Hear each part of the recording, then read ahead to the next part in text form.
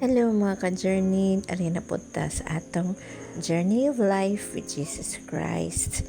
Ganina akong husband, iyang gisundo CJ. Gikan siya sa work, after sa work, diretso din siya og sundo sa akong apo nga si James Dam sa Villaflor. Pag abot niya, nangaon mi, then after na mo nangaon, diretso na siya og kaos, di mo iring si Lingkoy.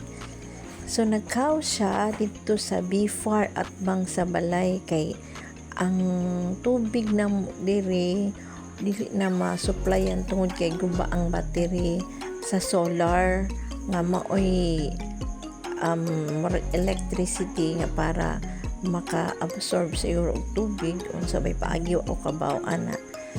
So nagkaw siya, gisudlan niya ang mga container sa tubig para pangligo, panghugas ug karon panglaba. Yan ang laba na siya.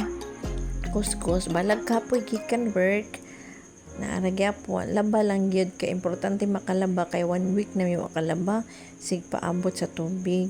So kanus apa man yung manlaba kung kanus amo agas ang tubig lisod pud no puno mi og labahan wala may suoton. So dahil naglaba siya, mura ni labandero nga tindaghan nagtato.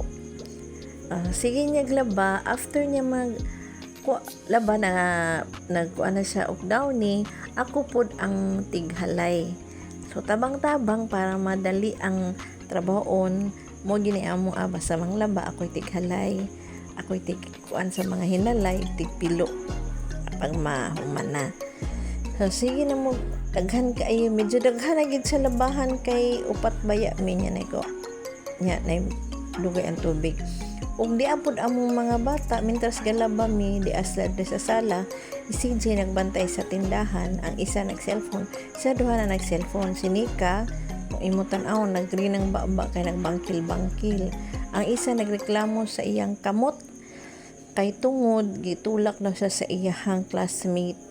So, na balik ko no iyahang hands. Iya reklamo. Among Nika, tanawa iya ba para sakto na daw iyang ngipon, kompleto na. Nagngipon-ngipon sa og green nga bangkil-bangkil. Ambot po ning bataa. Dan, hi CJ. Kay, mintas nagbantay, nag-cellphone. So, maora to mga ka-journey before tamo goodbye. Nasa ko ibilin nga Bible verse. Ecclesiastes 4 verse 9 to 10. Ang duha mas maayo kaysa usa, labaw nga magmabungahon ang ilang pagbuhat kay may katimbang man ang usag usa. Kun matumbang usa, tabangan siya sa iyang kauban.